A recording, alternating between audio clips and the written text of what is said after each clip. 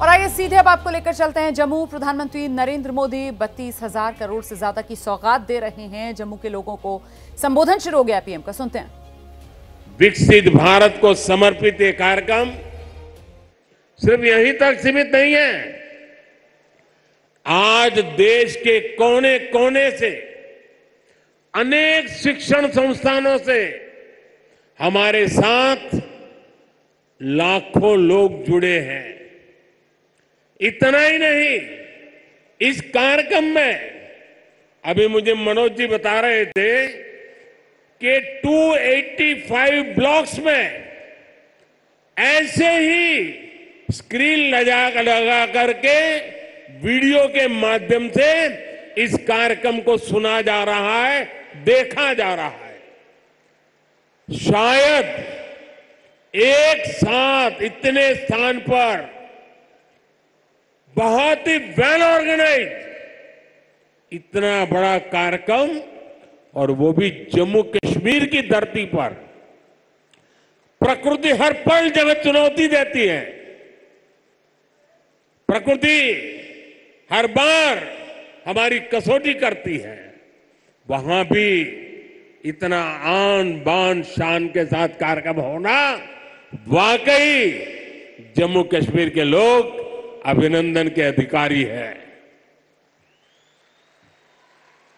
साथियों, मैं सोच रहा था कि मुझे आज यहां भाषण करना चाहिए कि नहीं करना चाहिए, क्योंकि अभी जम्मू कश्मीर के कुछ लोगों से मुझे जो बात करने का मौका मिला, जिस उमंग से, जिस उत्साह से, जिस क्लैरिटी के साथ वो सारे अपनी बातें बता रहे थे, देश में जो भी व्यक्ति उनकी बातें सुनता होगा ना, उसका हौसला बुलंद हो जाता होगा, उसका विश्वास अमर हो जाता होगा, और उसको लगता होगा कि गारंटी का मतलब क्या होता है। इन 5 लोगों ने हमारे साथ बातचीत करके सिद्ध कर दिया है। मैं उन सभी को बहुत बहुत बधाई देता हूं। साथियों, विकसित भारत, विकसित जम्मू कश्मीर को, इस मकसद को लेकर जो उत्साह है, वाकई अभूतपूर्व है। यह उत्साह हमने विकसित भारत संकल्प यात्रा के दौरान भी देखा है। जब मोदी की गारंटी वाली गाड़ी गांव गांव तक पहुंच रही थी, तो आप लोगों ने उसका शानदार स्वागत किया। जम्मू कश्मीर के इतिहास में ये पहली बार हुआ जब कोई सरकार उनके दरवाजे पर आई है। कोई भी सरकार की योजना के लाभ, कोई भी जो उसका हकदार है, वो छूटेगा नहीं। और यही तो मोदी की गारंटी है, यही तो कमल का कमाल है। और हमने संकल्प लिया है, विकसित जम्मू कश्मीर का। मुझे आप पर विश्वास है, हम विकसित जम्मू कश्मीर बना करके ही रहेंगे। 70 साल से अधूरे आपके सपने आने वाले कुछ ही वर्षों में मोदी पूरे करके देगा। भाइयों और बहनों, एक वो दिन भी थे जब जम्मू कश्मीर में से सिर्फ निराशा की खबरें आती थी। बम, बंदूक, अपहरण, अलगाव, ऐसी ही बातें जम्मू कश्मीर का दुर्भाग्य बना दी गई थी। लेकिन अब आज जम्मू कश्मीर विकसित होने के संकल्प के साथ आगे बढ़ रहा है। आज ही यहां 32,000 करोड़ रुपए के प्रोजेक्ट्स, उसका शिलान्यास और कुछ का लोकार्पण किया गया है। ये शिक्षा, कौशल, रोजगार, सेहत, उद्योग और कनेक्टिविटी से जुड़े प्रोजेक्ट्स हैं। आज यहां से देश के अलग अलग शहरों के लिए और भी ढेर सारी परियोजनाओं का उद्घाटन हुआ है। अलग अलग राज्यों में आईआईटी और आईआईएम जैसी संस्थाओं का विस्तार हो रहा है। इन सारी विकास परियोजनाओं के लिए जम्मू कश्मीर को, पूरे देश को, देश की युवा पीढ़ी को बहुत बहुत बधाई।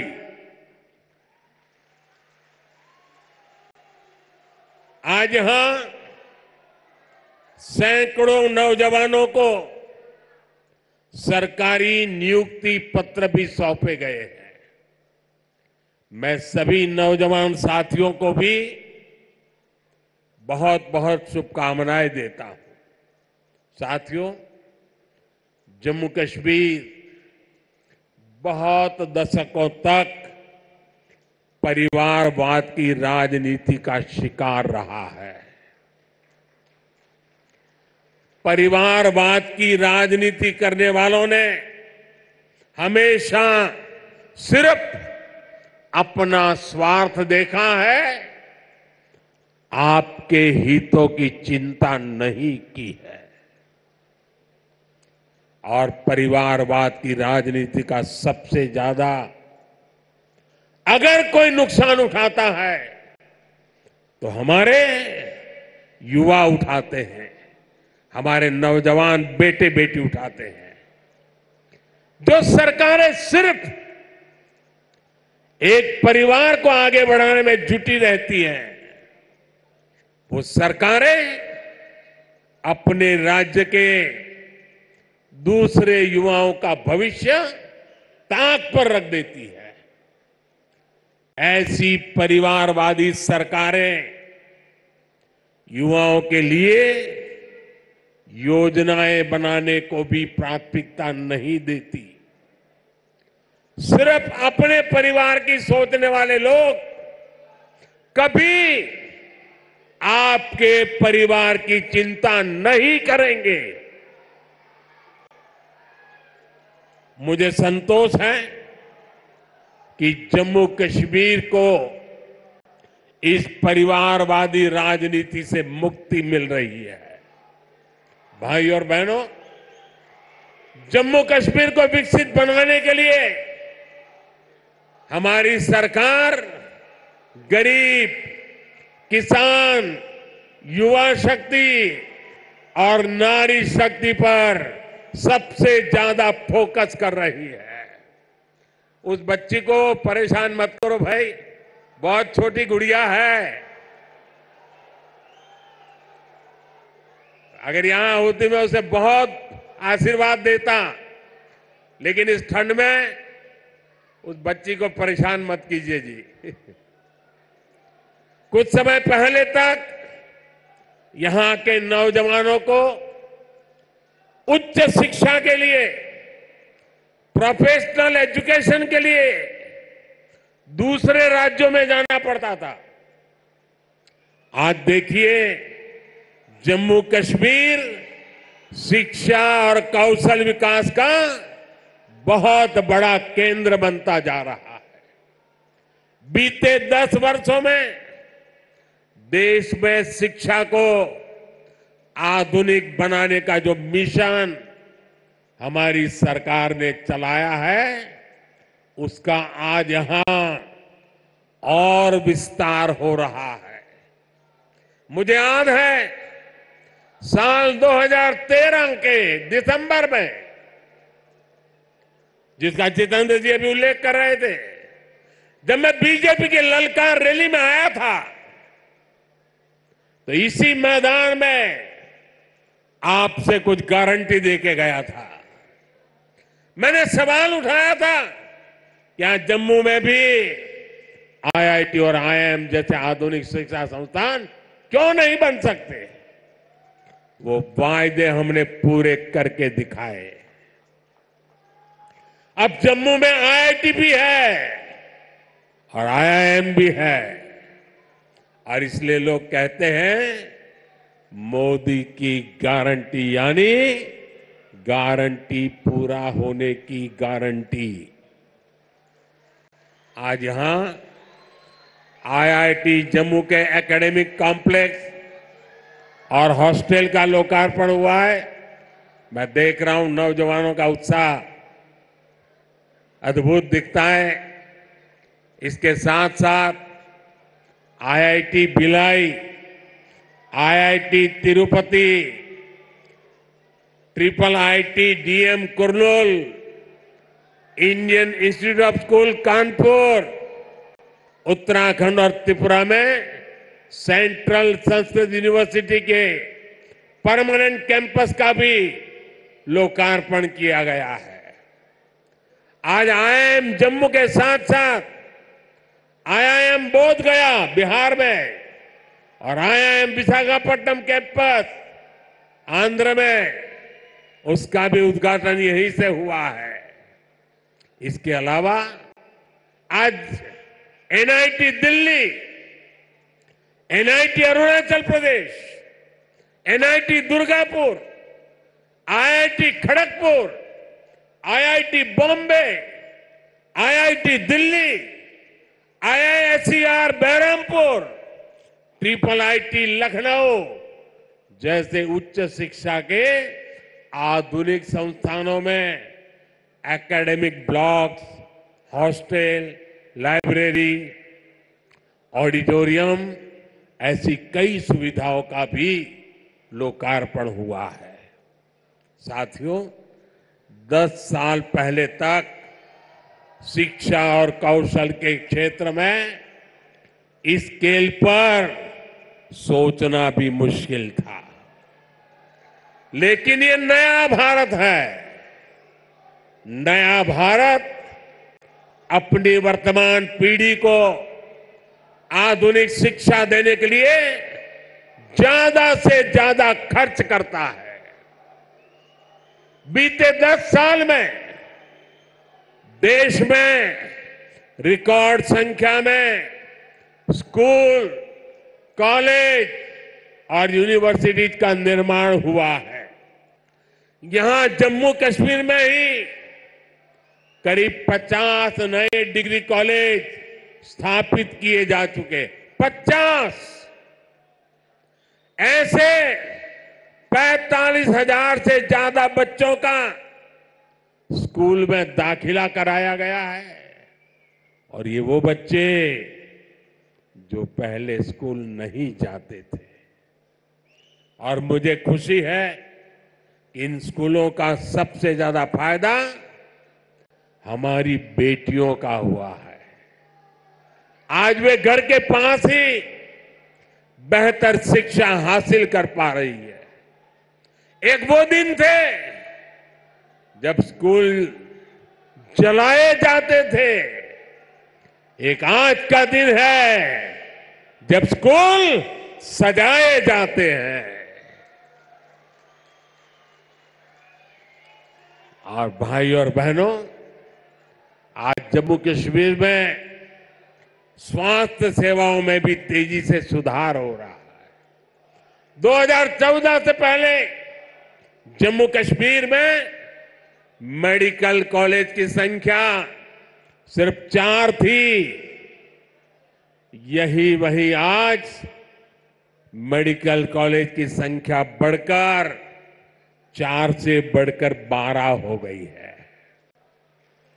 2014 में एमबीबीएस की 500 सीटों के मुकाबले आज 1300 से अधिक एमबीबीएस की सीट यहां पर है। 2014 से पहले यहां पर एक भी मेडिकल पीजी की सीट नहीं थी। वहीं आज उनकी संख्या बढ़कर 650 से अधिक हो गई है। 4 सालों में करीब 45 नए नर्सिंग और पैरामेडिक कॉलेज खोले जा चुके हैं। इनमें सैकड़ों नई सीटें जोड़ी गई हैं। जम्मू कश्मीर देश का ऐसा राज्य है जहां 2 एम्स बन रहे हैं। इनमें से एक एम्स जम्मू का उद्घाटन आज करने का मुझे सौभाग्य मिला है। जो बड़ी उम्र के साथी यहां आए हैं, जो मुझे सुन रहे हैं, उनके लिए तो ये कल्पना से भी परे था। आजादी के बाद के अनेक दशकों तक दिल्ली में ही एक एम्स हुआ करता था। गंभीर बीमारी के इलाज के लिए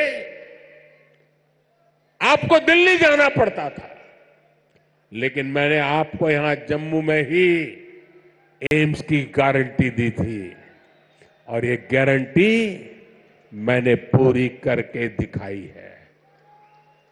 बीते 10 वर्षों में देश में 15 नए एम्स स्वीकृत हुए हैं।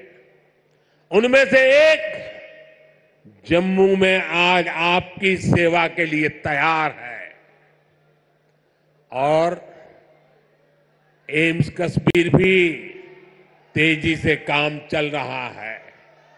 भाई और बहनों, आज हम एक नया जम्मू कश्मीर बनते हुए देख रहे हैं। प्रदेश के विकास में सबसे बड़ी दीवार आर्टिकल 370 की थी, आर्टिकल 370 की थी। इस दीवार को भाजपा की सरकार ने हटा दिया है।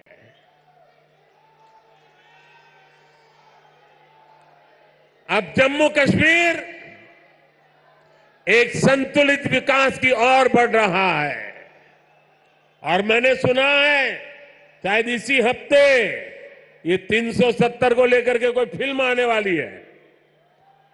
मुझे लगता है आपका जय जयकार होने वाला है पूरे देश में। मुझे पता नहीं है फिल्म कैसी है। मैंने कल ही कहीं किसी टीवी पे सुना कि ऐसी कोई 370 पे फिल्म आ रही है। अच्छा है, लोगों को सही जानकारी मिलने में काम आएगी। साथियों, ये 370 की ताकत देखिए। 370 जाने के कारण आज मैंने हिम्मत के साथ देशवासियों को कहा है कि अगले चुनाव में भाजपा को 370 दीजिए और एनडीए को 400 पार कर दीजिए।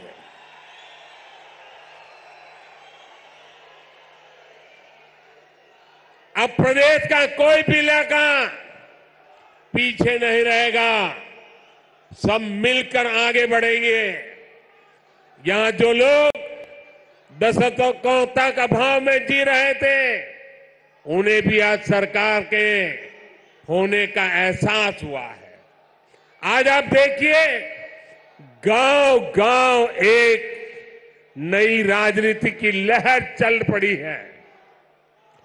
परिवारवाद, भ्रष्टाचार और तुष्टीकरण के खिलाफ यहां के नौजवानों ने बिगुल फूंक दिया है। आज जम्मू कश्मीर का हर नौजवान अपना भविष्य खुद लिखने के लिए आगे निकल रहा है। जहां कभी बंद और हड़ताल का सन्नाटा रहता था, वहां अब जिंदगी की चहल पहल दिखाई देती है। साथियों, जिन लोगों ने जम्मू कश्मीर में दशकों तक सरकार चलाई, उन्होंने कभी आपकी आशाओं आकांक्षाओं की परवाह नहीं की। पहले की सरकारों ने तो यहां रहने वाले हमारे फौजी भाइयों तक का सम्मान नहीं किया। कांग्रेस सरकार 40 साल तक फौजियों से झूठ बोलती रही, कि वन रैंक वन पेंशन लाएगी, लेकिन वन रैंक वन पेंशन का फायदा भाजपा सरकार ने पूरा किया। ओआरओपी की वजह से यहां जम्मू के ही पूर्व सैनिकों को, फौजियों को 1600 करोड़ रुपए से ज्यादा मिले। जब संवेदनशील सरकार हो, जब आपकी भावनाएं समझने वाली सरकार हो, तो ऐसे ही तेज गति से काम करती है। साथियों, भारत के संविधान में जिस सामाजिक न्याय का भरोसा दिया गया है, वो भरोसा पहली बार जम्मू कश्मीर के सामान्य जन को भी मिला है। हमारे शरणार्थी परिवार हो, वाल्मीकि समुदाय हो, सफाई कर्मचारी हो, उनको लोकतांत्रिक हक मिला है। वाल्मीकि समुदाय को एससी कैटेगरी का लाभ मिलने की वर्षों पुरानी मांग पूरी हुई है। पद्दारी जनजाति, पहाड़ी जातीय समूह, गड्ढा ब्राह्मण और कोली समुदाय को अनुसूचित जनजाति में शामिल किया गया है। अनुसूचित जनजातियों के लिए विधानसभा में सीटें आरक्षित हुई है। पंचायत, नगर पालिका और नगर निगम में ओबीसी को आरक्षण दिया गया है। सबका साथ, सबका विकास, सबका विश्वास और सबका प्रयास, यही मंत्र तो विकसित जम्मू कश्मीर की बुनियाद है। साथियों, जम्मू कश्मीर में हो रहे विकास कार्यों का बहुत बड़ा लाभ हमारी माताओं, बहनों, बेटियों को हुआ है। हमारी सरकार जो पक्के घर बनवा रही है, उनमें से ज्यादातर घर महिलाओं के नाम है। हर घर जल योजना ने हजारों की संख्या में शौचालयों के निर्माण ने, आयुष्मान योजना के तहत 5 लाख रुपए तक के मुफ्त इलाज ने यहां की बहनों, बेटियों का जीवन बहुत आसान बनाया। आर्टिकल 370 हटने के बाद हमारी बहनों को वो हक भी मिले हैं जिनसे पहले उनके वंचित रखा गया था। साथियों, आपने नमो ड्रोन दीदी योजना के बारे में भी सुना होगा। मोदी की गारंटी है कि हमारी बहनों को ड्रोन पायलट बनाया जाएगा। मैं कल एक बहन का इंटरव्यू देख रहा था, वो कह रही थी मुझे तो साइकिल चलाना भी नहीं आता था और आज मैं ट्रेनिंग के बाद ड्रोन पायलट बनकर के घर जा रही हूं। देश में बहुत बड़ी संख्या में बहनों की ट्रेनिंग शुरू भी हो चुकी है। इसके लिए हमने हजारों स्वयं सहायता समूहों को ड्रोन देने का निर्णय लिया है। लाखों रुपए के इन ड्रोन से खेती और बागवानी में मदद मिलेगी। खाद हो, कीटनाशक हो, इनके छिड़काव का काम बहुत आसान हो जाएगा और बहनों को इससे अतिरिक्त कमाई होगी। भाई और बहनों, पहले भारत के बाकी हिस्से में एक काम होता था और जम्मू कश्मीर में उसका लाभ या तो मिलता ही नहीं था या फिर बहुत देर से मिलता था। आज विकास के सारे कार्य पूरे देश में एक साथ हो रहे हैं। आज देश भर में नए एयरपोर्ट बन रहे हैं, तो जम्मू कश्मीर भी कभी किसी से पीछे नहीं है। आज जम्मू एयरपोर्ट के विस्तार का काम भी शुरू हुआ है। कश्मीर से कन्याकुमारी को रेल से जोड़ने का सपना भी आज और आगे बढ़ा है। थोड़ी देर पहले ही श्रीनगर से संगलदान और संगलदान से बारामूला के लिए ट्रेनें चली है। वो दिन दूर नहीं जब कश्मीर से ट्रेन में बैठकर लोग पूरे देश के सफर पर निकल पाएंगे। आज वो पूरे देश में रेलवे के बिजलीकरण का इतना बड़ा अभियान चल रहा है, उसका बड़ा लाभ इस क्षेत्र को भी मिला है। आज जम्मू कश्मीर को अपनी पहली इलेक्ट्रिक ट्रेन मिली है। इससे प्रदूषण को कम रखने में बहुत मदद मिलने वाली है। साथियों, आप देखिए, जब देश में वंदे भारत के रूप में आधुनिक ट्रेन शुरू हुई तो हमने इसके शुरुआती रूट्स में जम्मू कश्मीर को भी चुना। हमने माता वैष्णो देवी तक पहुंचना और आसान बनाया। मुझे खुशी है कि आज जम्मू कश्मीर में 2 वंदे भारत ट्रेनें चल रही हैं। साथियों, गांव की सड़कें हो, जम्मू शहर के अंदर की सड़कें हो या फिर नेशनल हाईवे, जम्मू कश्मीर में चौतरफा काम चल रहा है। आज अनेक सड़कों का लोकार्पण और शिलान्यास हुआ है। इसमें श्रीनगर रिंग रोड का दूसरा चरण भी शामिल है। ये जब बनकर तैयार होगी तो मनसबल झील और खीर भवानी मंदिर आना, वहां जाना और आसान हो जाएगा। जब श्रीनगर बारामूला उरी ये हाईवे का काम पूरा होगा तो इससे किसानों और टूरिज्म सेक्टर को और ज्यादा लाभ होगा। दिल्ली अमृतसर कटरा एक्सप्रेस वे, इसके विस्तार से जम्मू और कटरा के बीच की सुविधा और बेहतर होगी। जब ये एक्सप्रेस वे बनकर तैयार होगा तो जम्मू और दिल्ली के बीच आना जाना बहुत आसान हो जाएगा। साथियों, विकसित होते जम्मू कश्मीर को लेकर आज पूरी दुनिया में बहुत उत्साह है। मैं तो हाल में ही गल्फ देशों के दौरे से लौटा हूं। वहां जम्मू कश्मीर में निवेश को लेकर बहुत पॉजिटिविटी है। आज जब दुनिया जम्मू कश्मीर में G20 का आयोजन हो देखती है तो उसकी गूंज बहुत दूर तक पहुंचती है। पूरी दुनिया जम्मू कश्मीर की सुंदरता, यहां की परंपरा, यहां की संस्कृति और आप सभी के स्वागत से बहुत प्रभावित हुई है। आज हर कोई जम्मू कश्मीर आने के लिए तत्पर है।